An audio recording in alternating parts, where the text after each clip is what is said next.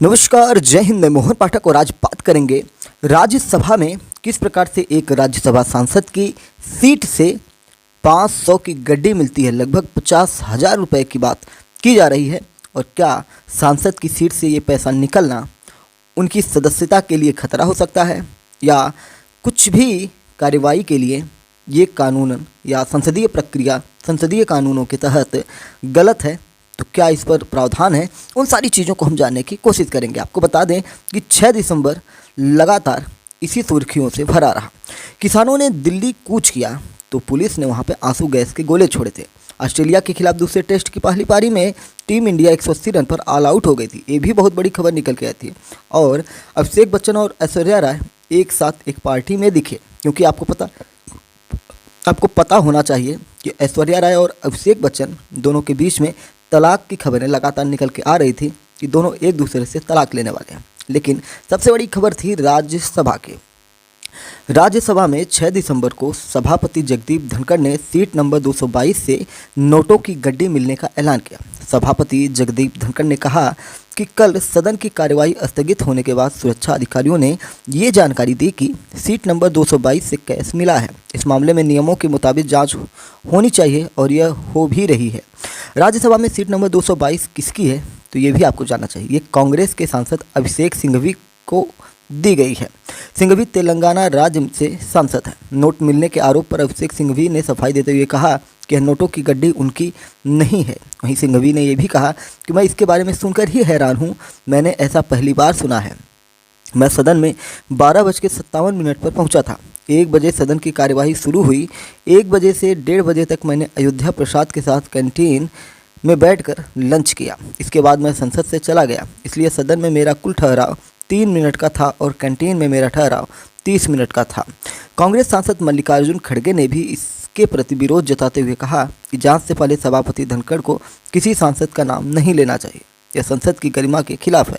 खड़गे ने संसद में ये भी कहा कि मैं अनुरोध करता हूं कि जब तक जांच पूरी नहीं हो जाती और घटना की प्रामाणिकता यानी कि सत्यता क्या है स्थापित नहीं होती, तब तक किसी सदस्य का नाम नहीं लिया जाना चाहिए। ऐसा चिल्लर काम करके ही देश को बदनाम किया जाता है। सदन में खड़े होकर खड़गे ने अपने बयान दिया, लेकिन इसके बाद उनका पलटवार करते हुए भाजपा अध्यक्ष जेपी नड्डा ने कहा कि मुझे भरोसा है कि मामले की विस्तृत जांच होगी और जो कुछ भी है दूध का दूध पानी का पानी हो जाएगा। संसदीय कार्य मंत्री किरण रिजिजू का कहना है कि नोटों के बंडल मिलने पर किसी सांसद का नाम लेने से कांग्रेस को किसी भी प्रकार की आपत्ति नहीं होनी चाहिए। सभापति धनखड़ ने सही तरीके से उस सीट नंबर और उस सीट पर बैठे सदस्य का नाम बताया है, इसमें गलत क्या है।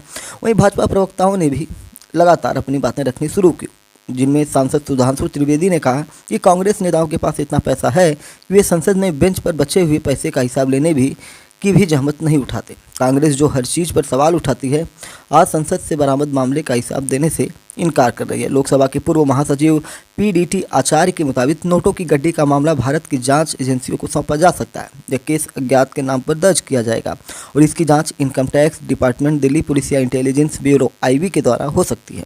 सबसे पहले नोटों के नंबरों की जाँच होगी। नंबरों से पता लगाया जाएगा कि यह गड्डी किस बैंक से निकाली गई है। बैंक से जाँच के बाद पता चल जाएगा कि यह गड्डी किसकी है।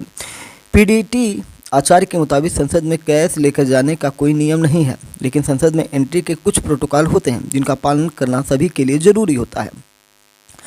सांसद सदन में डॉक्यूमेंट्स, उससे जुड़े रेफरेंस, मोबाइल, लैपटॉप जैसी चीज़ें अपने साथ ले जा सकते हैं, लेकिन ज़्यादा कैश, रिकॉर्डिंग डिवाइसेस, हथियार ले जाने पर पाबंदी है। संसद भवन में प्रवेश से पहले सभी सांसदों, कर्मचारियों और सिक्योरिटी गार्ड्स को सुरक्षा जाँच से गुजरना पड़ता है। उसमें उनके बैग, पर्स और अन्य सामान की जांच भी होती है। अगर किसी सांसद के पास बड़ी धनराशि मिलती है तो उसे घोषित किया जाता है। आसान शब्दों में कहें तो अगर कोई सांसद ज़्यादा कैश लेकर संसद भवन में जाता है तो इसकी जानकारी डेटा के तौर पर रख ली जाती है। पीडीटी आचार्य का कहना है कि अगर कोई सांसद किसी खास उद्देश्य से कैश लेकर जाता है तो उसे इसकी वजह बतानी पड़ती है, जैसे कि वे इस कैश को कैसे और कहाँ खर्च करेंगे। लेकिन अगर यह कैश सार्वजनिक कामों में हेर फेर में इस्तेमाल किया जाता है तो वे सांसद जवाबदेही तय की जाती है उनके। मध्य प्रदेश विधानसभा के पूर्व प्रमुख सचिव भगवान दास इसरानी के मुताबिक सदन के अंदर और बाहर सभी जगह कैमरे लगे होते हैं। इसके बावजूद सीट के नीचे नोटों की गड्डी मिलना गंभीर मुद्दा है। इसलिए जांच की जाएगी कि नोटों की गड्डी किसने रखी। अगर कोई सांसद लेकर नहीं आया तो फिर अज्ञात व्यक्ति कैसे सदन में गड्डी को रख कर चला गया। भगवान दास जी इसरानी का कहना है कि अगर किसी सांसद ने ही नोट रखे तो उस पर सदन में कार्यवाही की जाएगी, लेकिन अगर किसी सांसद ने यह काम नहीं किया तो फिर संसद भवन की सुरक्षा में ये बड़ी चूक मानी जा रही है। आज नोटों की गड्डी मिली है, कल कुछ और भी मिल सकता है। आप समझ सकते हैं कि वो क्या कहना चाहते हैं कि सीट के नीचे क्या होता है। ठीक है, अभी समझ गए होंगे। भगवान दास इसरानी के मुताबिक राजनीति में आरोप प्रत्यारोप लगते रहते हैं, लेकिन इस तरह सदन में नोटों का मिलना बहुत बड़ा मामला है।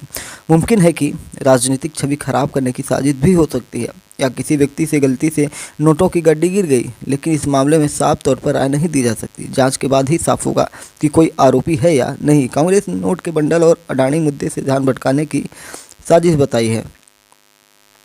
कांग्रेस का कहना है कि अगर कोई जेब में 50,000 रुपये रखता है तो यह कोई अपराध नहीं है। कांग्रेस नेताओं ने राज्यसभा के सभापति जगदीप धनखड़ से मुलाकात की है और इस मामले में किसी एजेंसी से जांच कराने या यहां तक कि इसमें संयुक्त संसदीय समिति गठित करने की मांग की है।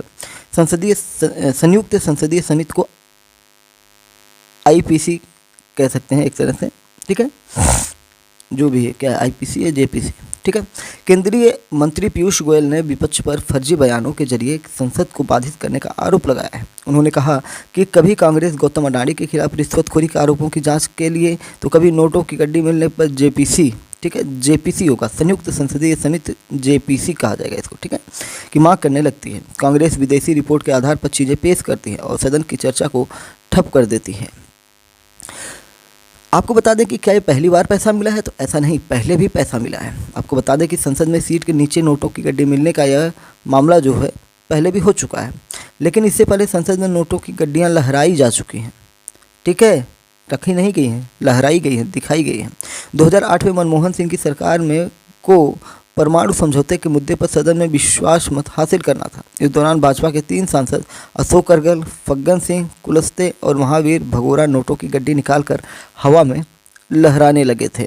सांसदों ने मनमोहन सिंह पर आरोप लगाते हुए कहा कि सरकार ने विश्वास मत हासिल करने के लिए उन्हें घूस देने की कोशिश की थी। इस मामले की जांच सीबीआई को सौंप दी गई। इसे नोट फॉर वोट स्कैम के नाम से भी आज भी जाना जाता है। तो उम्मीद है कि आपको ये सारी चीज़ें पता चल चुकी होंगी। आपको बता दें कि लगातार शीतकालीन सत्र चल रहा है, जिसमें अपनी अपनी बातें लोग रख रहे हैं और कुछ बड़ा मुद्दा निकल के आया तो आपको हम बताएंगे, या कोई देश का कानून नया आता है तो उन सारी चीज़ों पर हम बातें करेंगे। फिलहाल कार्यवाही चल रही है, जिसे आप न्यूज़ के माध्यम से देख सकते हैं। जय नमस्कार, भारत माता की जय।